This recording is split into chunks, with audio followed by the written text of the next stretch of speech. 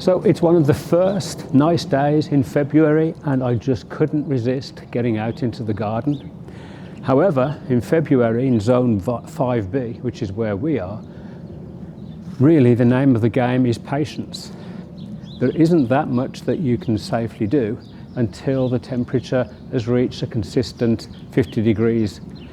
And the way to tell that is if you see the forsythia blooming.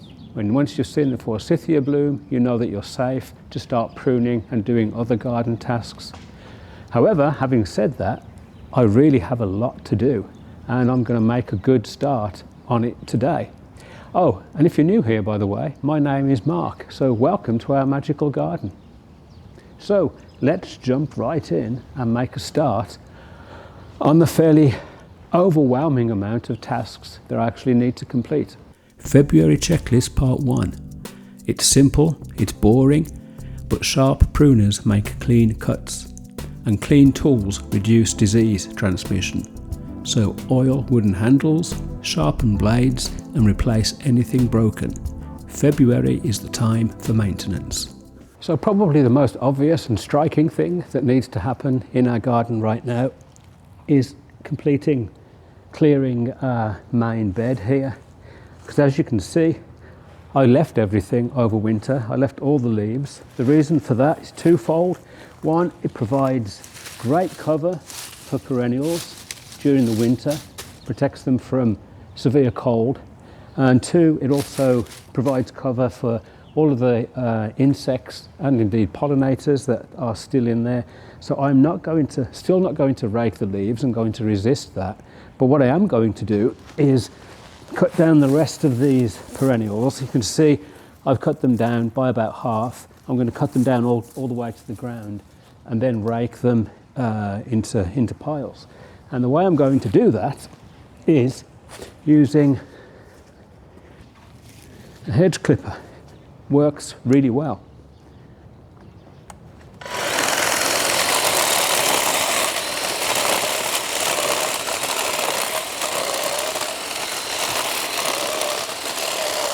Because you can get fairly close to the ground and it's much quicker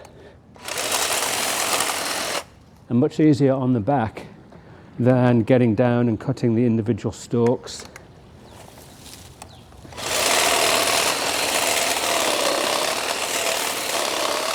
So that's actually quite satisfying.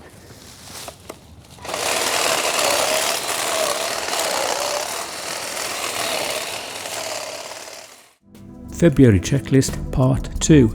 Inspect winter damage. So look for split bark on young trees, frost heave pushing perennials upward, broken branches from snow load, animal damage at the base of shrubs, and gently press heaved plants back into the soil if it's workable. February reveals stress fractures, and if you correct them now, spring growth won't amplify them. So one of the things that I want to do is to try to squirrel-proof our bird feeders. You can see we have a bird feeder here, and then we have a number of bird feeders over here. And the problem with both of them is the squirrels can reach the bird feeder from this tree. Obviously we don't want to move the tree, and we've run out of space to move the bird feeders.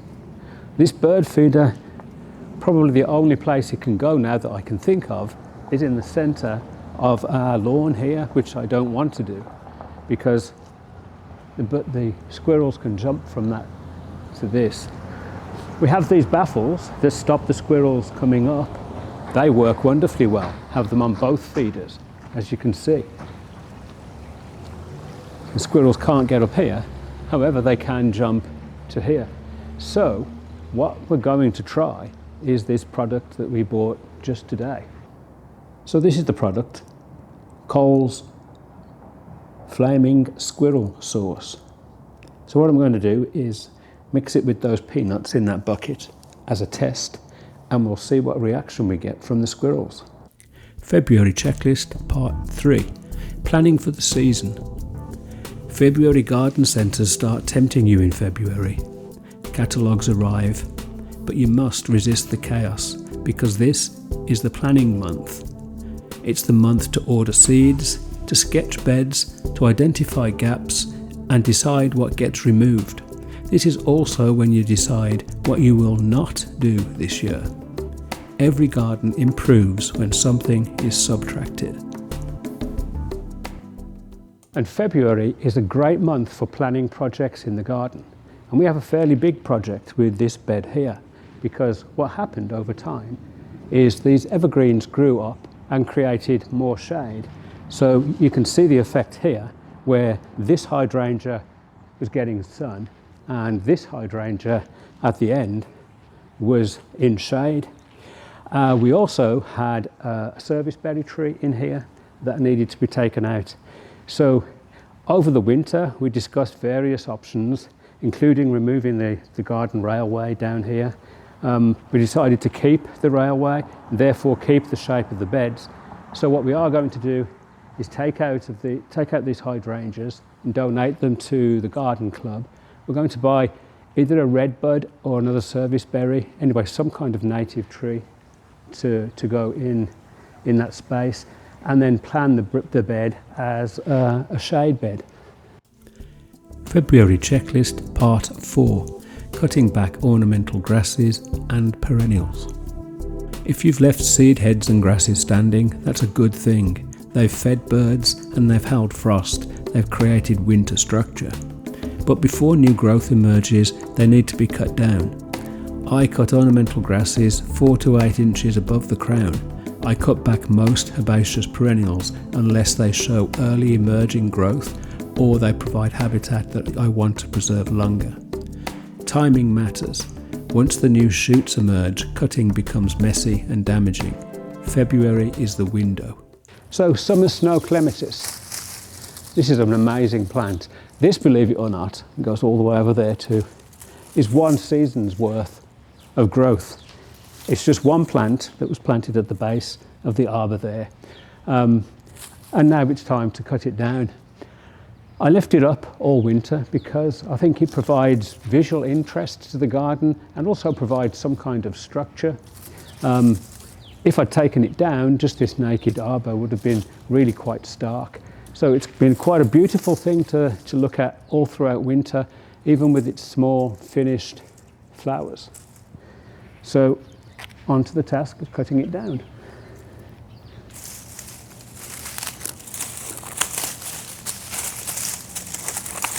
So I'm going to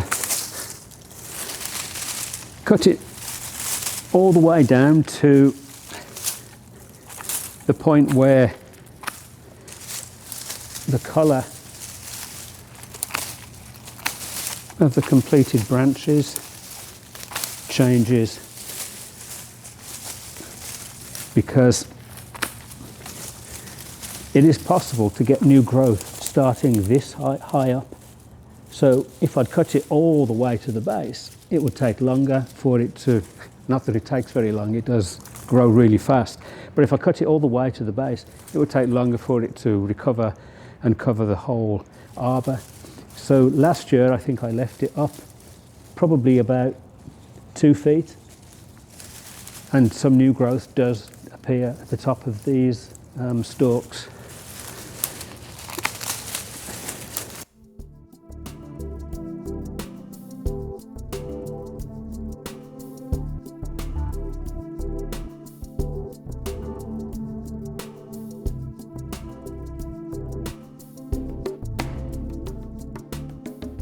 Well, that's one arbour done.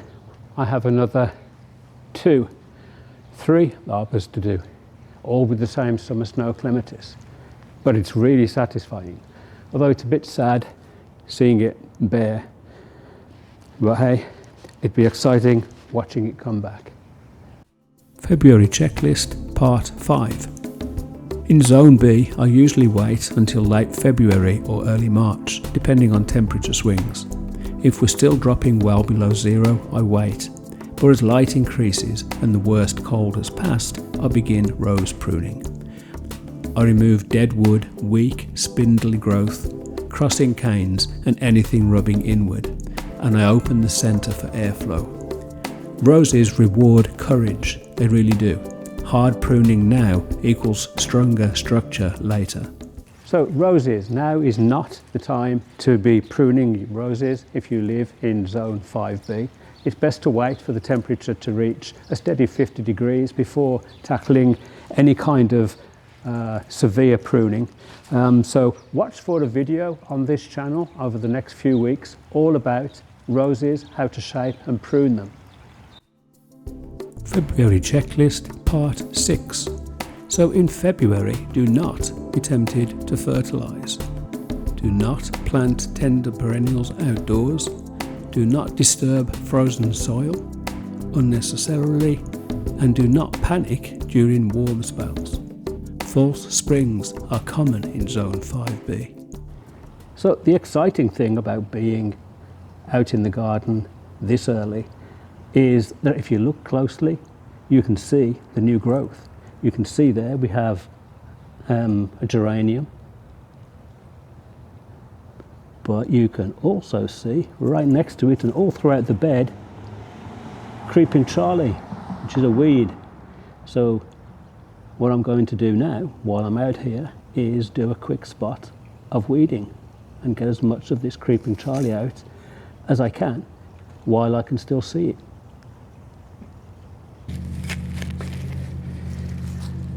So of course all of this creeping Charlie is going to come back.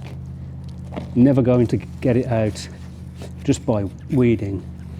Plus the ground is still really frozen underneath, so not really getting the roots, but it's good to make somewhat of a start while you can still see it, because when all of the plants in the bed here start to grow up, you're not going to be able to see it.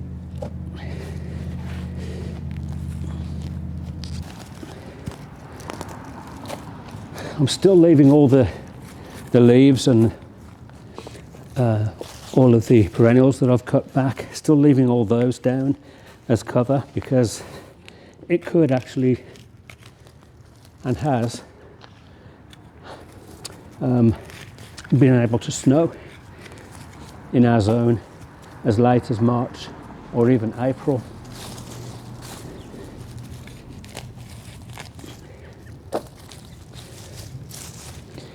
But to be honest, I think the main reason for coming out and doing this is just for the sheer satisfaction, because after months stuck in the house, not being able to get out, you get a couple of good days like we have now, and it's an absolute joy to get back out in the garden and feel like you're doing something somewhat productive. But to get back to just the smell of the soil, it's what gardening is all about, I think, is the closeness to the ground. And while I'm in this bed, I'm also going to cut back these peonies. I could actually have cut these back in late autumn, but I like to leave them just for the extra coverage for insects, etc., and also the extra insulation for the roots of the plant. So I don't think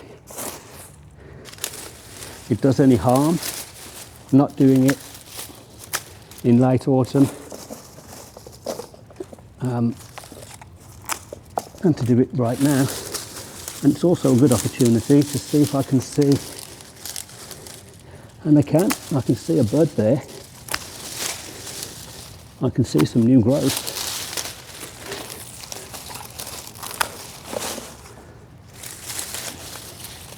Okay, so there you have your February garden checklist.